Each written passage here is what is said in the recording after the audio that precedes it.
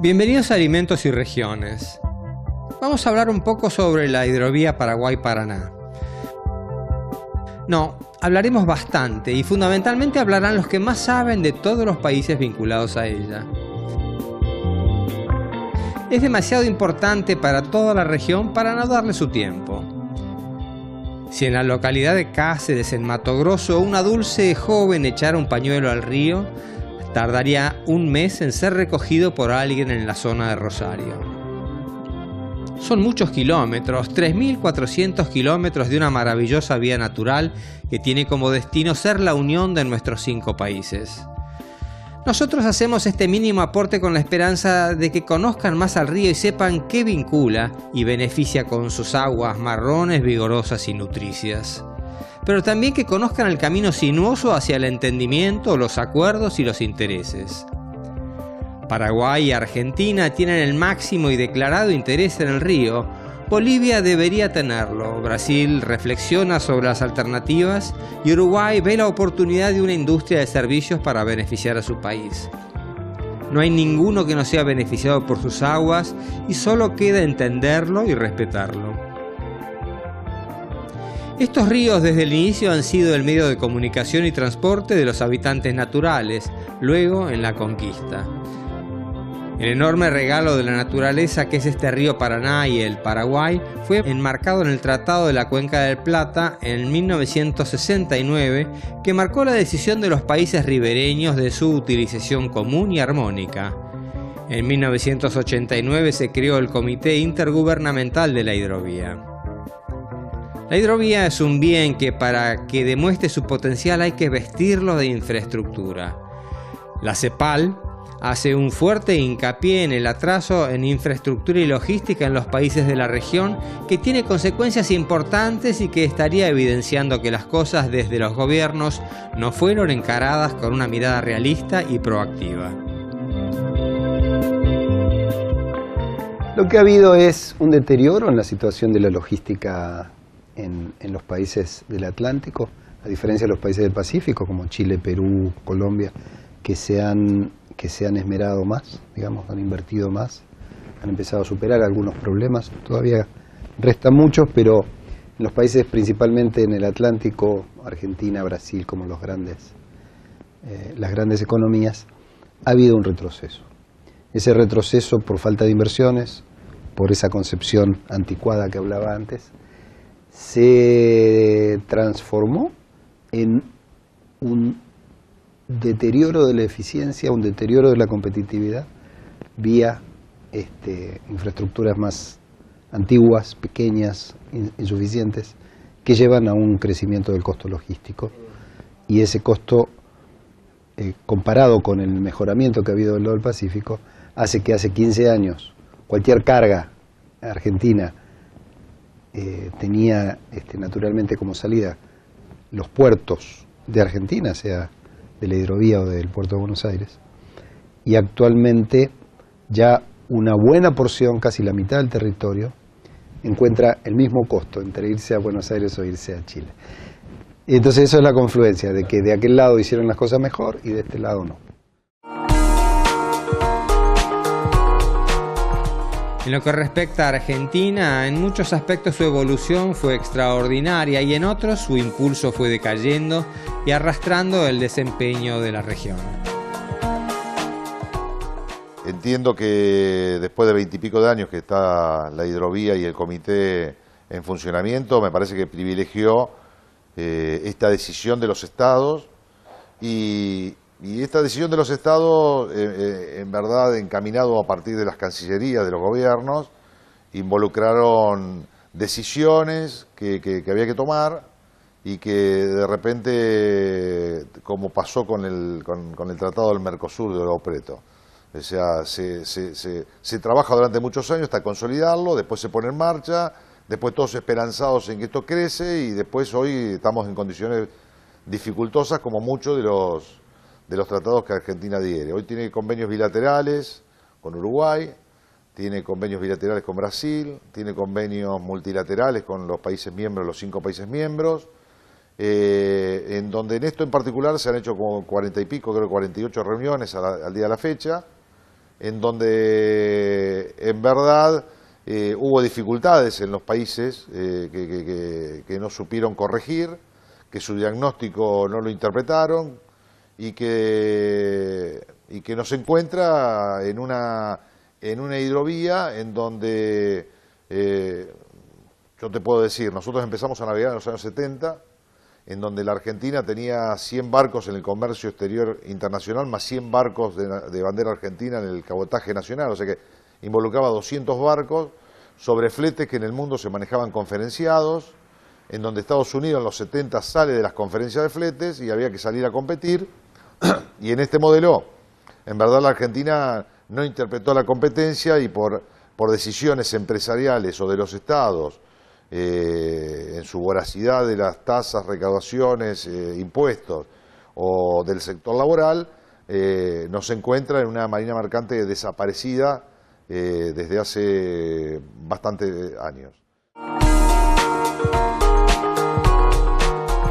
La velocidad que los cambios en todos los ámbitos y las perturbaciones que el mundo comienza a percibir ha despertado una profunda inquietud. Nuevas generaciones van incorporando en las actividades, aportando una mirada que interpela frente a esta brecha entre lo declamado y lo realizado. Pablo Areco es ingeniero civil especializado en la Universidad Técnica de Delft de Holanda, además de director de la Comisión Joven de PIANC, la Asociación de Infraestructura para el Transporte Marítimo.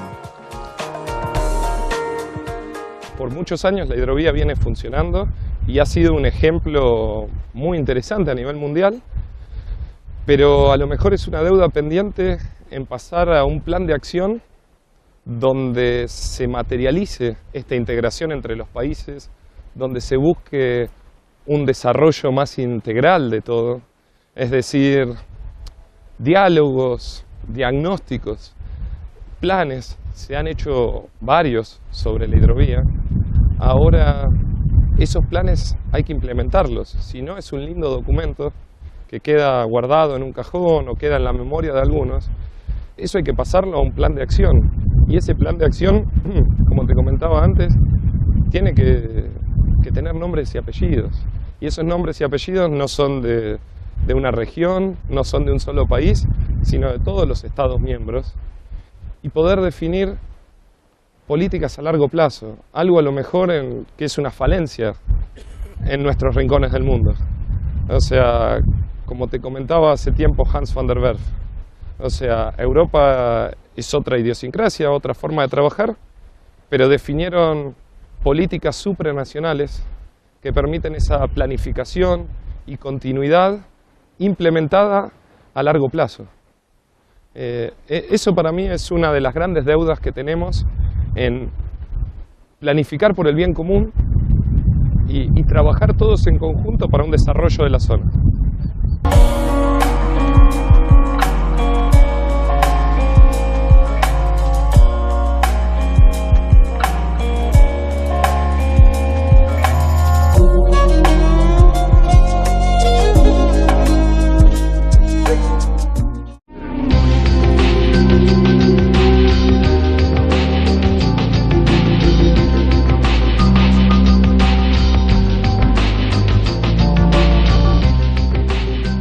Nuestro país se enfoca hoy con pragmatismo a la revoltosa evolución de nuestras políticas que conspiraron contra los acuerdos firmados, distorsionando un desarrollo armónico regional. Un primer paso para corregir la situación es comprender lo que fue aconteciendo en las diversas actividades que envuelven el complejo fluvial. Basta ver el resultado al ver la pérdida de nuestra flota, de la que quedan bajo bandera argentina un puñado que no supera las 10 naves. Frente a nuestros yerros, Paraguay armó la tercera flota del mundo, recibiendo casi la totalidad de las embarcaciones de nuestro país. Bolivia también armó su flota. Argentina asfixió con impuestos su marina mercante. Además de ello, su política generó un caos en los precios de los servicios que se prestan en las diferentes etapas, y nacieron gremios que cartelizaron las actividades, llevando los costos a niveles no competitivos.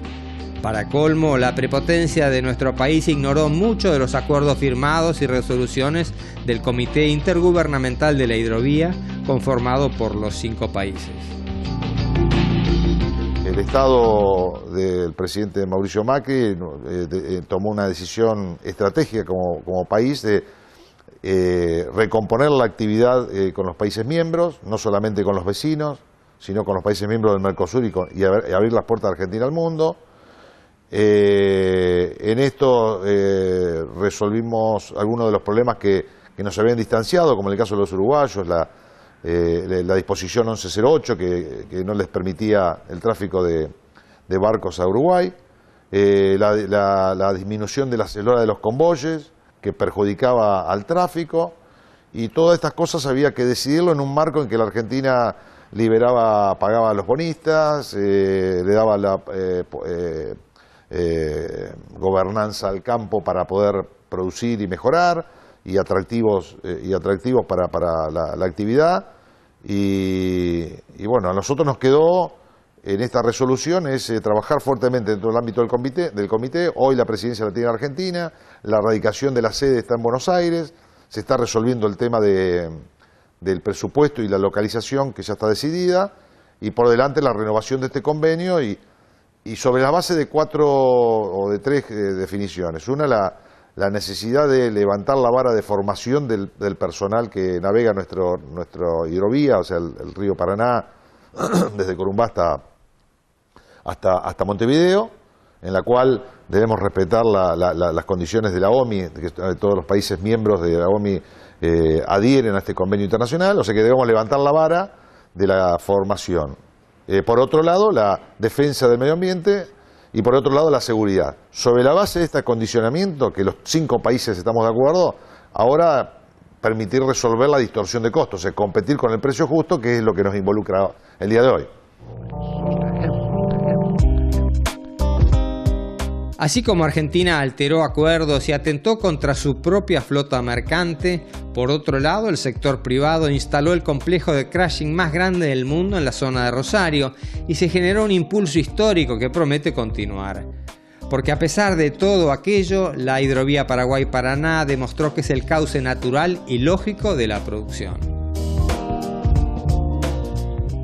Tenemos un río que en principio del 90 movía 700.000 toneladas y tenía unas pocas barcazas, y hoy el río tiene un flujo de más de 15 millones de toneladas y algunos miles de barcazas navegando, yendo y viniendo, con un río que mejoró muchísimo. O sea, creo que se hizo un montón, tal vez no se nota, pero insisto, creo que lo más interesante es el potencial que tiene. Tenemos la bendición de tener un río que corre con cierto calado y limpio por miles de kilómetros y que llega a las zonas productivas más inexplotadas de Latinoamérica, y con una salida por Rosario, en donde tenemos unos puertos súper eficientes y un canal de salida bastante profundo, con lo cual creo que lo que falta ahora es ver si podemos sumar a este flujo a parte de la producción brasilera del oeste brasilero, que hoy sale por los puertos congestionados de Santos y de Paranaguá, y que perfectamente podría tener una logística más eficiente saliendo por el río. Desde la Bolsa de Comercio de Rosario palpitan la evolución del sector y son motorizadores permanentes de las acciones que hacen al desarrollo y competitividad de la región. Dentro de esto, la hidrovía también va un poco más allá de lo que es los puertos de Gran Rosario. Al puerto de Santa Fe llegaría con un calado un poco mayor, y desde Santa Fe hasta el Pantanal, allá en el norte, en el centro de Brasil, podemos tener una gran afluencia a estos puertos, habida cuenta, o sea, para reportarlo o para procesarlo como admisión temporaria. Habida cuenta que el otro día estuvo la gente del Rabobank, que ha invitado a 22 grandes productores brasileños que hacen yo no sé cuántas millones de toneladas, pero hablaban de muchas, y no quiero decir un número, pero ellos comentaban que desde la zona de Pantanal hay 3 millones de hectáreas que obligadamente van a tener que venir a través de la hidrovía Paraná-Paraguay. ¿Por qué? Y porque ahora se solucionó el problema que Medio Ambiente en Brasil, con una ley no permitía la canalización de los pantanales y que ahora esa fue derogada, o sea que aparentemente y a futuro vamos a tener un flujo desde la zona del Pantanal, río arriba del Paraguay, una afluencia de unas 8 o 10 millones de toneladas que van a pasar al menos por los puertos nuestros. Hay una real posibilidad de convencer a Brasil y que el río se convierta en un ida y vuelta de mercaderías. También hay una cuestión de regulaciones que en Brasil, o sea, Brasil tiene que empezar a confiar en el río Paraguay como una salida y entusiasmarse. Me parece que ellos están más mirando hacia el norte en su salida hacia el Amazonas, pero también hay que mirar el mapa y darse cuenta que son regiones distintas. O sea, el Amazonas está dándole servicio a una región norte de Mato Grosso que no tiene nada que ver con las zonas que podrían beneficiarse con el uso del río Paraguay, que son básicamente el sudoeste de Mato Grosso y claramente Mato Grosso del sur.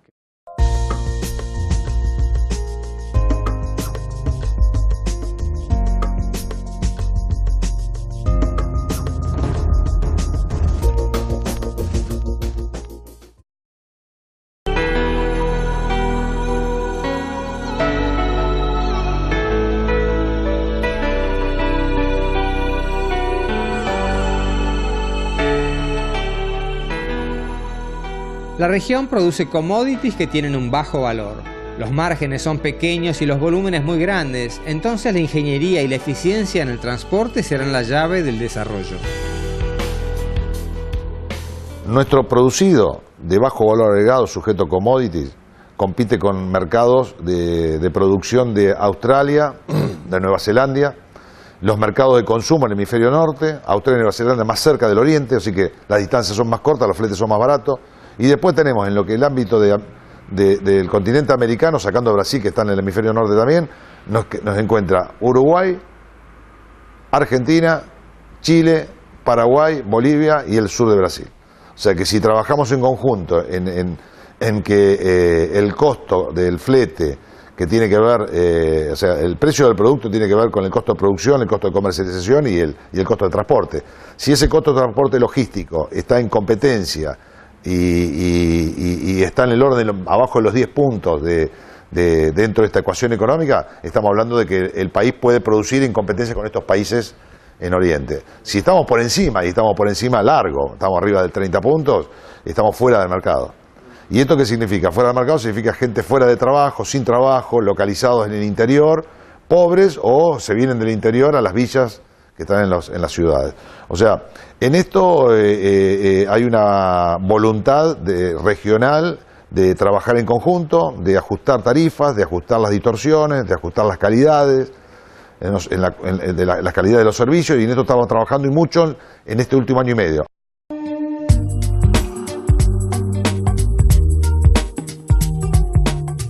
La competitividad hay que entenderla y mirarla en un conjunto de facetas.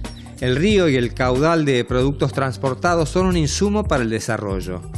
Al inicio salimos a promover este proyecto documental basando nuestra idea en el concepto de que la hidrovía Paraguay-Paraná no es un fin en sí mismo, sino una herramienta para el desarrollo de grandes regiones, y vemos confirmado nuestro concepto.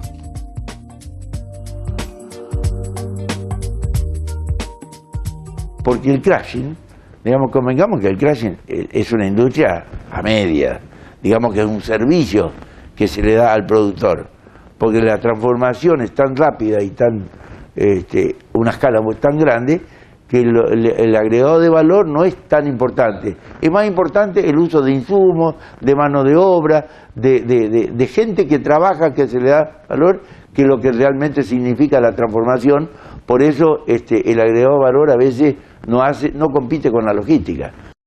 Cuando haces los números te das cuenta que hay varios millones de toneladas de mercadería que podrían salir brasilera, que podrían salir por el río, y eso tiene aparte el efecto de este multiplicador, porque en la medida en que hay un avance logístico que permite economías, hay otras zonas que se ponen en producción en la misma región y hay otros productos que se empiezan a desarrollar, y viste, es un efecto virtuoso